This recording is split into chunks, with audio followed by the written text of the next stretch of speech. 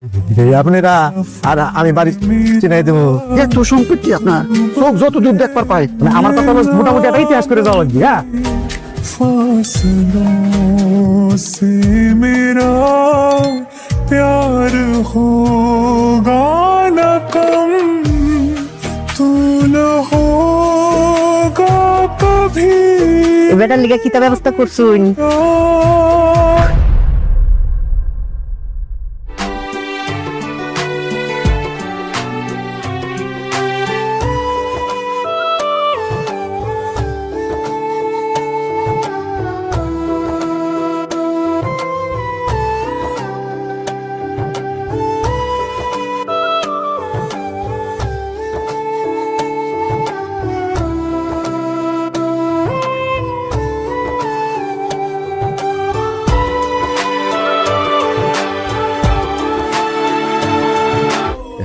শহীদ যাইতেছে, তার পরিবার আইতেছে, খায়রুল আইতেছে। হ্যাঁ, ঈদের সময় এইটাই ভালো লাগে যে পরিবার পরিজনের সাথে সবাই মিলে মেশা ঈদ করে। ভালো, খুব আনন্দ আনন্দ লাগে। নাচি গাইবো, তুমি ইয়ে করো, কি কি লাগবে বলো, নিয়ে আসবো, কোনো সমস্যা নাই। বাজার যাবেন, আপনার কাছে কি টাকা আছে? টাকা, আরে তোমার কি কি লাগবে সেটা বলো, একটা ব্যবস্থা হবে না।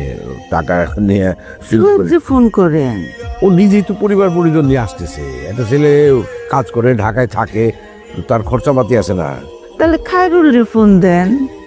তুমি মানে একটা ছোট একটা ছেলে চাকরি নিছে, কয়দিন হইলো, এর মধ্যে গিয়ে ওর কাছে টাকা পয়সা চাওয়া যায় নাকি?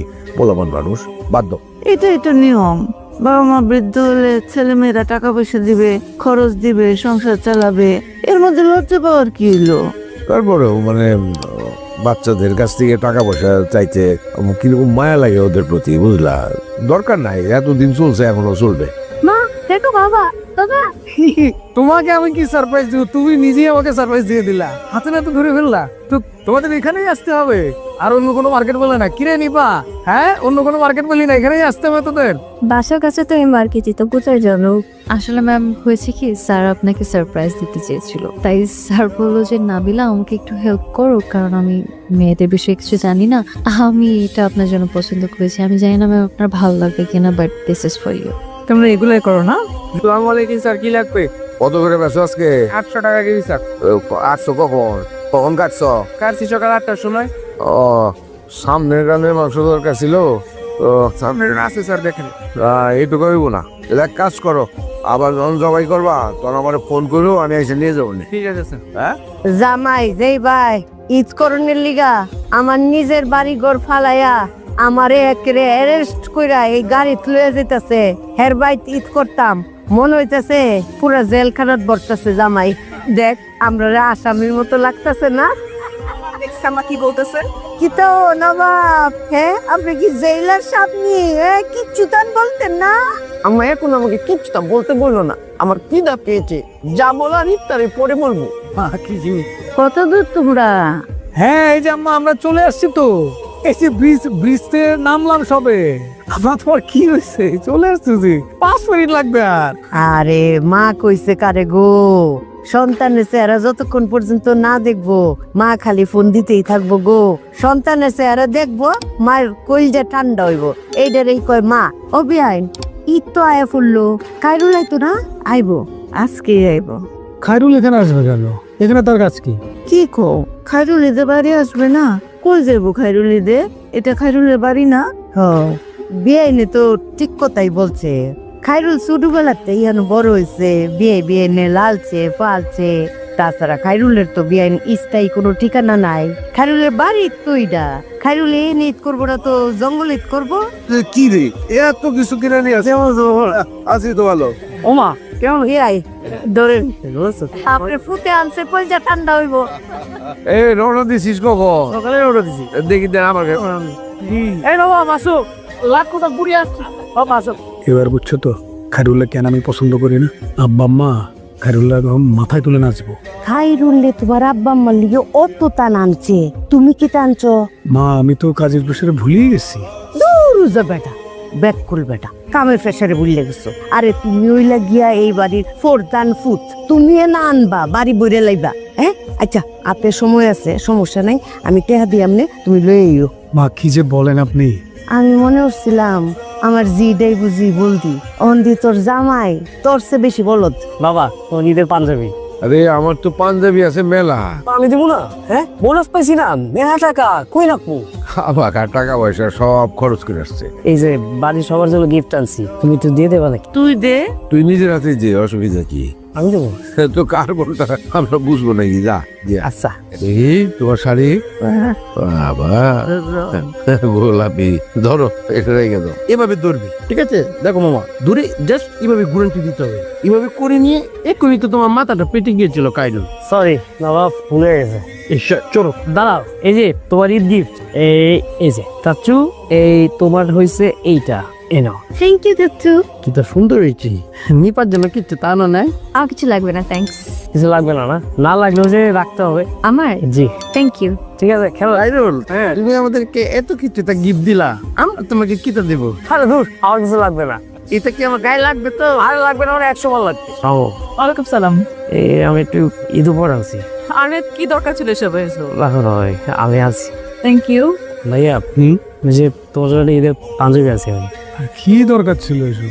রাখো ভাইয়া। আচ্ছা রাখ, তোর বিকাশ নাম্বারটা কত রে? বিকাশ কেন ভাই? ঈদের সালামি দিতে হবে না? ঈদের দিন সকালে দিও। না কিছু কিনে নিস, তোর নাম্বারটাই তো। হ্যাঁ পাঠাই দাও তাহলে। আসি তাহলে, দোয়া করো। Thank you. ওয়েলকাম।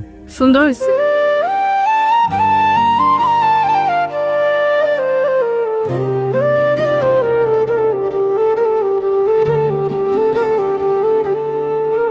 আপনার জন্য একটা ঈদের উপহার আনছি আমি, শাড়ি, ঈদের শাড়ি। আমার লাগি তুমি আমি আনছি। তোমার বেতনের টাকা দিয়ে আমার লিগা ঈদের শাড়ি কিনছো? জি, বোনাস পাইছিলাম। মাশাআল্লাহ, খুব সুন্দর খাইরুল। এই যে লাল পাইরের শাড়ি আমার খুব পছন্দের শাড়ি। আরে খাইরুল রে, কত কষ্ট করে বড় হইছো, হ্যাঁ? মা বাপ সারা লেখাপড়া শিখছো, চাকরি করো। আজকে তোমার নিজের মা থাকলে তুমি শাড়িটা তোমার মার কাছে দিলে তোমার মা তো খুশিতে কাইন্দাই দিত। খালামা, আমার তো বাবা মা আছে, তাদের আনন্দে আমার আনন্দ। হ, তোমার বাপ মা আছে, ওনাগো আনন্দই তোমার আনন্দ। খাইরুল, আমার যত দামি শাড়ি থাকুক, আমি ঈদের দিন এই যে তোমার দেওয়া শাড়িটাই পিনতুম। আপনার পছন্দ হয়েছে? খুব পছন্দ হয়েছে বাবা, তোমারে দোয়া দিলাম, তুমি অনেক বড়। আরে এতে মানু কত কষ্ট করে বড় হয়েছে, আমার লিগে শাড়ি আনছে, নিজের মা নাই, সারাটা জীবন ফরের মারে দিয়ে এই পোলাটা খুশি। আবার শহীদ খুব অনুতপ্ত। সে যে কাজ করেছে সেটা যে অন্যায় ছিল সেটা সে বুঝতে পারছে। আর সে আসলে কারোর সাথে স্বাভাবিকভাবে কথা বলতে পারতেছে না, লো ফিল করতেছে। আমি ওকে ক্ষমা করে দিয়েছি, আপনি ওকে ক্ষমা করে দেন। মাগো, তোমার মতো মানুষ হয় না। তুমি অনেক বড় মনের একজন মানুষ। তুমি মা আমাকে অনেক কিছু শিখাই দিলা, অনেক কিছু। ক্ষমা করতে পারাটা সবচাইতে সাহসে সবচাইতে সুন্দর জিনিস। এখন তুমি যদি ক্ষমা করে দিতে পারো, অবশ্যই আমিও ক্ষমা করবো মা। Thank you. শহীদ, তুমি এলো। আরে সালাম লাগবে না সালাম। শোনো, জীবনে সৎভাবে চলার চেষ্টা করো, অন্যায় করো না। বেশি দেওয়া যাবে না, যে বিয়ান যাবে সব নিতে হবে তোমার। তুমি তো সালামও করলা না।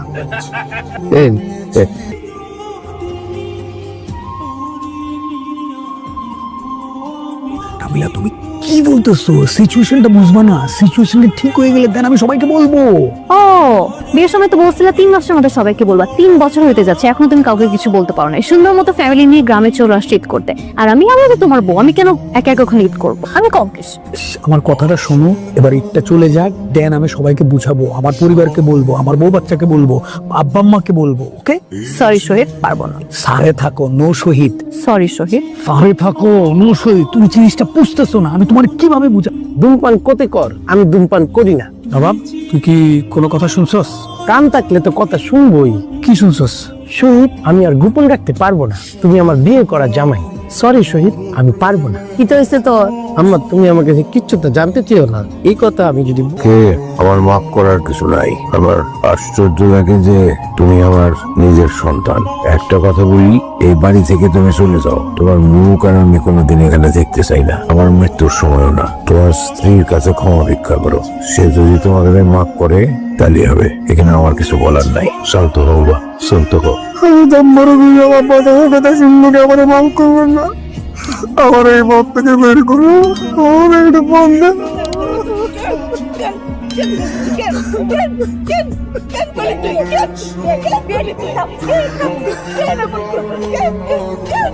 আমি ভুল করতে বউ, তুমি আমার মাফ করে দেবো। আমার ভালো লাগতেছে না বউ, তুমি আমার মাফ করে দেবো। তুমি যদি মাফ না করো তাহলে তুমি আমার গলা টিপো বাইরে বললাম, জীবন আমার ভালো লাগতেছে না বউ। আমার তো কেনাকাটা করার কিছু নাই। আমার পাঞ্জাবি আছে 2টা, এখনো একবার মাছ খুলি নাই। এর মধ্যে আমার খাইরুল নিয়ে আসছে, তোর মায়ের জন্য শাড়ি নিয়ে আসছে। তোমার তুই টাকা পয়সা দিয়ে কি করবো? বিয়াই খিতা কই না আপনার afna ফুটে দিতাছে, হ্যাঁ আপনি খুশি হয়ে লইবাইন। তবে জামাই বাবা জি এটা তুমি ভুল করছো, এটা তোমার বহুত আগই দেওয়া অনুচিত আছে, বুঝছো? জি জি জি জি। বিয়াই কিচ্ছু মনে করুন না যে না না, রাখো রাখ, তোমার শাশুড়িরে কিছু কিনা দিও তো। আরে বিয়া রাঙুন, সন্তান যত বড় হয় হেরার ব্যস্ততা তত বাড়ে, বুঝছেন? ব্যস্ততার কারণে মনে হয় বুল্লা গেছিল। আরে এটা কোনো বিষয় নাকি? টাকা লাগবে না, টাকা আছে, কাপড় চোপড় আছে। তোমরা আসছো এটা দিয়ে আনন্দ, বুঝছো না? তোমার কি ক্ষুধা লাগছে? কিছু খাইতে চাও? নো, ঠিক আছে না? একদম পারফেক্ট, বিউটিফুল। হোসেন ভাই, খাবার গরম করছি, সেরের টাইম শেষ হয়ে যাব। ও খারুর একটা ফোন দিচ্ছেন? না, বন্ধু নেই নেই, দাঁড়াও। একটা ফোন দেন। দে দে, তুমি যাও, আমি আসতেছি। আচ্ছা বাবা উঠছো তোমরা? আরে তুই উঠছস নাকি? আমি সে কখন উঠছি? হ্যাঁ ভালো হয়েছে। সেরি করছস? না, করবো বাবা। কখন আর করবি? সেরি সময় যাইতেছে, তাড়াতাড়ি সেরি কর। কি রানছস কি নাকি খাবার আনছস? না বাবা, রাঁধছি গরু মাংস আর খিচুড়ি। এগুলা খাইয়া সারাদিন রোজা রাখা যাবে? দুধ দুধ জাতীয় কিছু খাওয়া যাবে? হ্যাঁ, তা তো ভালো হইতো, কিন্তু বাবা এই জায়গায় না ওই হাটি গরুর দুধটা পাওয়া যায় না।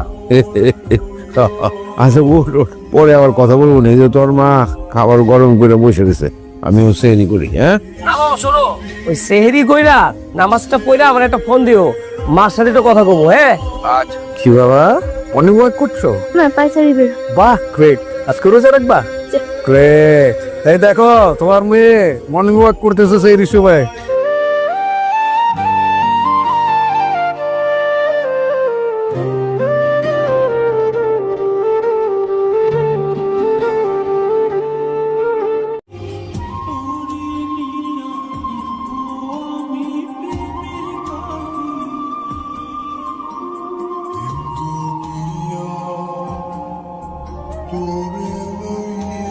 এই বাবা, ঈদ মোবারক। আপনাকে তো বলে ঈদের চাপ লাগছে। আপনি লাস্টটা করেছেন? নাস্তা হ্যাঁ এখন করছিল, পায়েসটা গেছিলাম। পায়েস হ্যাঁ খাইছে। কেমন টেস্ট? চিনি কম হয়েছে। আপনি জানছেন না? হ্যাঁ, কিভাবে বুঝলেন? এই যে তা না হলে তো এত কিছু বাদ দেবে, পায়েসের কথা কেন বলবেন? চিনি বেশি দেওয়া উচিত। তারপর কি ঈদ চলে যাচ্ছে, সালাম নিবেন না নাকি? কি হচ্ছে? তাই না? না থাক, লাগবে না। কাইরুল, এবার তোমার পালা, তুমি আমাকে চালাম করো, আমি তোমাকে চালামি দিব। তাই ঠিক আছে। আরে থাক থাক, লাগবে না, নাও তোমার চালামি নাও। এইটুকু টাকা দেয় কে সালামি? চালামি তো চালামি, বোকা, যা দিবে তাই নিতে হবে। আরো দাও, আমার কাছে অনেকগুলো টাকা আছে। এখন তুই আমাকে বল, তোর ইনকাম কত হয়েছে, কত টাকা চালাবি পেয়েছিস, আর কোথায় রেখেছিস সেটাও আমাকে বল, আমি চেক করবো। কিচ্ছু তা বলবো না, তুমি আমার সব টাকা নিয়ে নিবে। আরে বুকা, তুই আমার ছোট বোন, তোর টাকা আমি কেন নিবো? আগে যা করেছিস সেটা ভুলে যা। ছোটবেলা থেকেই টাকা নিচ্ছ তো নিচ্ছ, কখনোই দাও নাই। এখন আমি বড় হয়েছি না, নতুন বছর হয়েছে না, এখন আমি চালামি নিবো না, তোর টাকা চুরি করবো না। আমি বলবো না। আরে তুই বল পরিমাণটা, আমি চেক করে দেখবি, সেখান থেকে দাও, আগে দাও। সেখান থেকে এখান থেকে না, আমি চেক করে রেখে আসবো, দেখবি পরিমাণ বেড়ে গিয়েছে। হারমোনি, মা তোমাকে ডাকছে। কেন? ছবি তুলে দিতে হবে। আমি ফটোগ্রাফার না, এখন আমি পারবো না। বাজা মামা, তোমার কত টাকা চালামি ইনকাম হয়েছে? কত বলবো না। বলো, আমি পরিমাণটা চেক করবো। তুমি চুরি করবে, আমি বলবো না। একটু ওকে টাকাটাকে দুষ্ট হয়ে যাবে, পারি জেলবো, অনেক টাকা আছে আমার কাছে। ঠিক আছে, সে তো যাই। আপনি আমার সালামি বিকাশে দিয়ে দেন এখনই। চলো। ঠিক আছে। ঠিক করো না, মনে করে চাই না টাকা চুরি করবো। সে আগের ছোট্ট লোক গেছি না বড় হয়েছে না, এবছর বড় হয়েছিল। এই বছরই বড় হয়েছে। কত?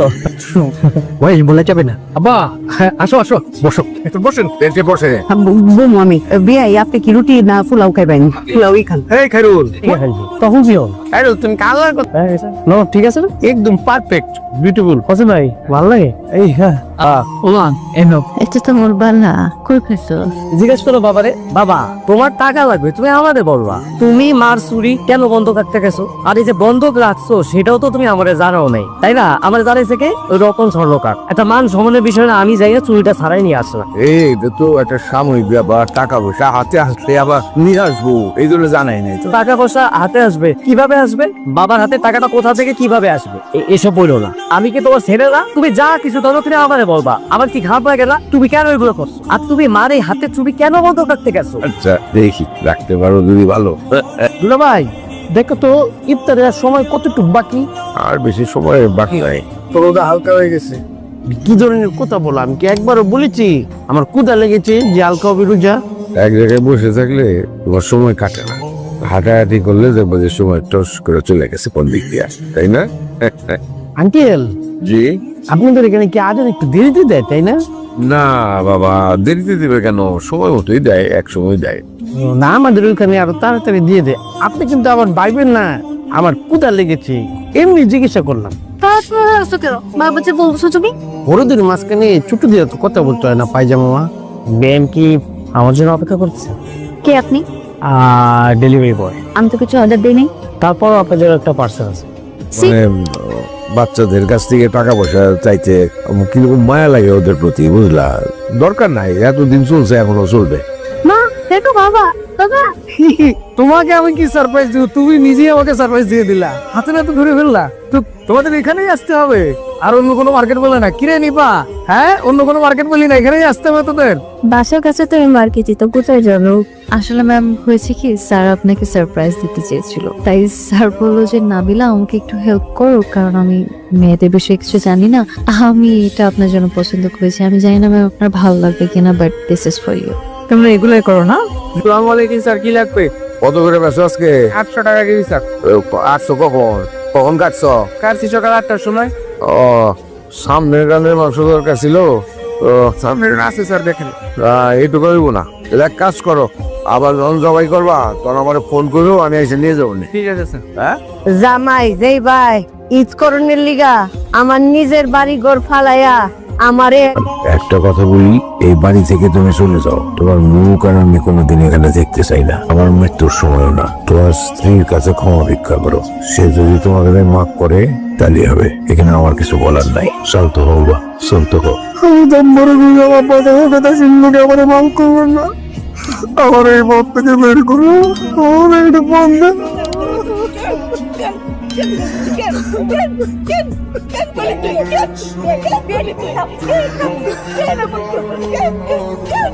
আমি ভুল করেছি বউ, তুমি আমার মাফ করে দেবো। আমার ভালো লাগতেছে না বউ, তুমি আমার মাফ করে দেবো। তুমি শুধু মাফ না করো তাহলে তুমি আমার গলাটি বাইরে গেলাম, এই জীবন আমার ভালো লাগতেছে না।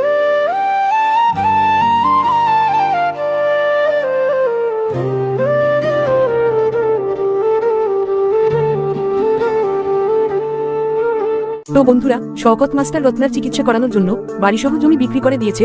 রত্নার ইচ্ছা ছিল মৃত্যুর পর তাকে বাড়ির উঠোনের বাগানে কবর দেওয়া হবে, কিন্তু রত্নার সেই স্বপ্ন হয়তোবা আর পূরণ হবে না, কারণ শওকত মাস্টার রত্নার চিকিৎসার জন্য বাড়িসহ জমি মেম্বারের কাছে বিক্রি করে দিয়েছে। খায়রুল খালেদ চৌধুরীর কোম্পানিতে যে চাকরি পেয়েছিল সেই চাকরি ছেড়ে দিয়েছে। খায়রুল তার মাকে বলেছে, আমি চাকরি করে ডাবল টাকা দিয়ে আমাদের এই বাড়িটি মেম্বারের কাছ থেকে কিনে নেব। যদি খায়রুল সেই কাজটি করতে চায় তাহলে খায়রুলকে বেশি টাকা বেতনের চাকরি পেতে হবে। ওইদিকে শহীদ ব্যবসার কাজে ইন্দোনেশিয়ায় যেই টাকা ইনভেস্ট করেছিল, প্রতারকদের চক্করে পড়ে সেই টাকা ধরা খেয়ে যায়। শহীদের শাশুড়ি, শালা, শালি, মৌ এবং ফাইজা শহীদকে ছেড়ে চলে গিয়েছে। শহীদ এখন বড়ই একা এবং রাস্তার ফকির হয়ে গেছে।